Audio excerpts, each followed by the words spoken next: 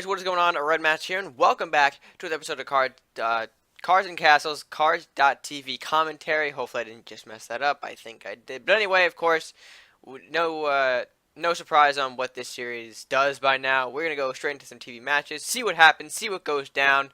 And, yeah, so with that being said, let's just get started. Our first match is going to be Cratebrick versus Nats. Now, Nats is running a interesting, what I think is Viking Warlock aggression deck, or at least that's what I'm thinking of. Meanwhile, Crate's rocking the Undead. We can see with the Unholy Altar, and usually the green-red does indicate some form of Undead.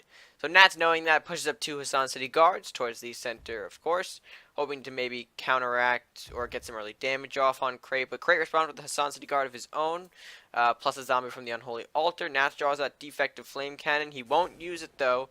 He'll take out the Unholy Altar with a Blue Fire Bolt and trade both guards, it looks like. Yep, okay. So, overall, I think Crate does have the advantage here. He's got more cards and more units. Plus that new spawner from Crate, we see the Rat Hovel also being thrown into the mix. So it might be more of a token-based deck. But then again, spawners are very popular regardless of, what kind of deck you're throwing it in. But now Nats responds with a defective Flame Cannon on that spawner, plus a mischievous imp of his own. Crate will respond with Ditch a Banshee and repositioning that zombie to protect his castle. Imp will, of course, awaken damage to in the castle, kill off the Banshee, give Crate Disintegrate, and that's going to be pretty big for Crate, I think. He also, Nats throws his Flux in a precarious position, but it's going to get blue fired anyway, so of course not a problem for Crate. And it looks like Crate is really pushing this advantage here over on Nats. He's got more cards over him, and Nats running out of options quick. We saw the Hassan City Guard play, but then again, he had to trade one for the zombie. And meanwhile, Crate's just rocking out more units. We see the Sea Witch being played in a more defensive position to avoid the Hassan City Guard. But Nats is going to use a Flamestorm, killing off his own guard, plus the Sea Witch, meanwhile dealing 2 damage to the castle we see there. An effective way to get rid of Sea Witch, but of course giving Crate further advantage in the match. He also thought a Keeper of the Doorway, so Nats is going to have to respond to this Grendel that Crate has with he's got a pretty good setup so far. Keeper of the Doorway, Questing Knight, Might of the Minotaur trap on the base. However, Crate responds with a Dwarven Scope, triggering the Might of the Minotaur trap on the Keeper of the Door. Pretty smart there, but Crate's going to defective Flame Cannon, preventing Keeper of the Door from actually getting any sort of units into Nats' hand. Plus, that disintegration of the Banshee takes out the Questing Knight, leaving Nats' castle wide open. I think here's where Crate's going to take the advantage, and here's where I think the game's pretty much going to end for Nats. We see Grendel, Northland's Ranger being run up, and all Nats really has is Spear Strike, and the Rackonaut does not help the situation. So unfortunately, that is game over. He's going to try and draw Spear Strike. Lumberjack's not going to really do much. So unfortunately, Nats wasn't able to pick up the win here, but Crate very well played around that aggression. He used those burns well.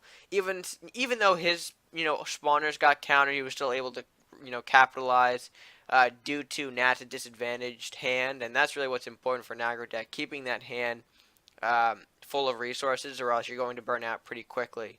So overall, a nice match to start off our first, a nice match to start off this TV commentary episode. I said that right this time. So that being said, let's hop into match number 2 and see what's in store. For our next match, we have Yasi taking on, I'm not going to try and pronounce that because I'm going to butcher. I'm going to call you Vitor. Hopefully that's right. But Yasi, of course, rocking the red-yellow, very popular re-emerging deck. He starts off with the Lumberjack. Meanwhile, Vitor starts out with a Merchant's Estate. Yasi takes the opportunity to chop one off the castle. Meanwhile, throws a Salahar Rider to reinforce that Lumberjack very well. Vitor, though, has got 3 gold thanks to Merchant's Estate. He'll use his 1 extra gold to summon a Salahar Rider. The Rider will kill off the Lumberjack. His last will damage dealing to the castle, plus a Witch Bolt on the Salahar Rider. I'm not sure how smart of a choice that would be, because Yasi, of course, does get that damage and the draw because of that play. Yasi responds with a Banshee, of course, just hanging out up there. I don't know if that's the right play for Banshee. I don't know if he wants to push aggressively with it, but I guess it doesn't seem like he is.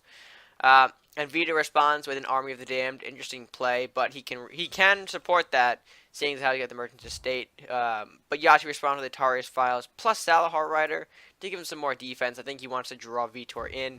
Vitor responds to the Headless Horseman, dealing 3 damage to the castle, and meanwhile pushing all of his zombies somewhat up. We see that the topmost zombie, not really moving all the way. Although Yasi does take the opportunity to summon Andrew, so we can tell that this is more of a last will deck.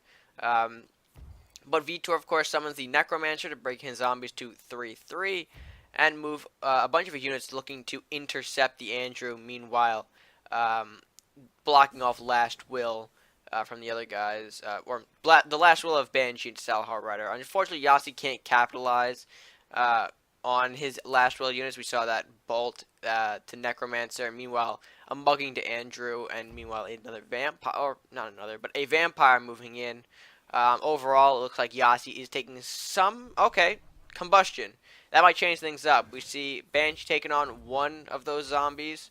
And I think that's going to give, Andrew a nice boost. Combustion taking out Vitor's main offensive here. The Tari's Files was destroyed though, so Yasi will get an additional... Ooh, there's a lot of things happening here. We saw a lot of Last Will trigger there, the Tari's Files, the Salahar Rider. Pretty much a destruction of Vitor's forces. And that's what Yasi really needed to come back strong like this. Dagger Storm being played now will weaken the Andrew. I don't think entirely kill it. We see Grendel coming out from Yasi now. He'll take out that vampire, no sweat. Meanwhile, the Vicious Sunflower, Andrew, and Nunchuck Nun all moving in. So at this point, Vitor is, pretty much in a tough position here. He's got to respond with something. And unfortunately, he doesn't have that something, so he's going to unfortunately surrender there. But I have to say, it's good to see Last Will decks back. Although they are pretty faint. It's nice to see one on TV like this. Andrew is really still a threat. The 2-5 can really snowball up into 8-11 really, really quickly if you're not careful. I think Vitor's deck wasn't really suited to take on Last Will.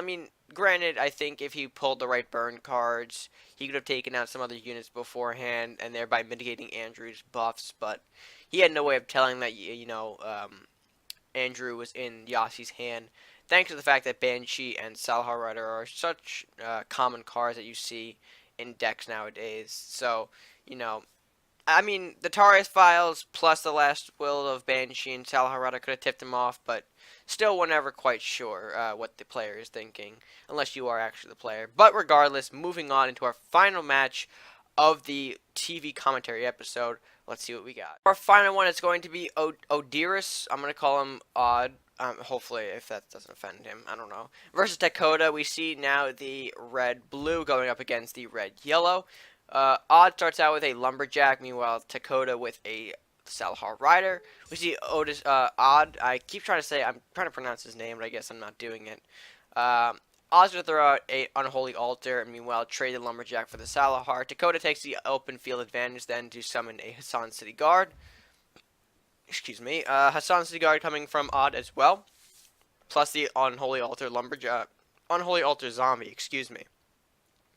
Hassan City Guard is going to bash the castle, of course, take that for 2 free damage, but it does leave his guard in a position. Well, I guess he's going to sacrifice it anyway. He's got no problem doing so. Headless Horseman coming out from Odd now. He'll take out that Hassan City Guard thanks to the initiative and move all of his forces up as a result. Tekoda, though, is on the card advantage. He'll use a Fear to push, I guess, down the Headless Horseman. Meanwhile, Blue Fire Bolt the Unholy Altar, so of course no additional zombies for Odd.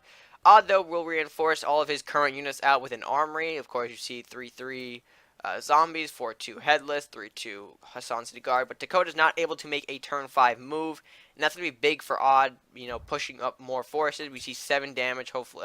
Yeah. Okay, so it is 7 damage taken off the castle. Meanwhile, those other zombies moving up. The other zombie, plus the Hassan City Guard moving up, and a Keeper in the doorway in the back. Metal of Brave from Tekoda summons the Northlands Ranger. Unfortunately, that's going to be a bit too late.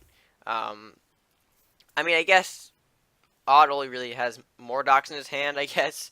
But of course, he'll Defective Flame Cannon, the Ranger, then Vision off of the zombie. And meanwhile, taking a total of 9 damage off of the castle. Odd will also get a Banshee, which will, I think he'll summon it now. He'll throw out the Lumberjack, of course, and then he goes and throws out the Banshee. So really, it's looking bad for Tekoda. He needs an Arbiter's Return at this point to really save him, and I don't think he's got that. We see the Lumberjack, of course, trading with the Hassan City Guard, and unfortunately, it is over. So we can see that or what we can take away from this match, really, is that red-yellow does certainly fall to quick aggro rush. They really don't start to pick up until the later game, you see Arbiter's Returns come out of the result, you know, big heals. And unfortunately, it looked like Tekoda didn't have any of that. Um, but Odd's aggression was very well coordinated, in my opinion. We had those armories being played.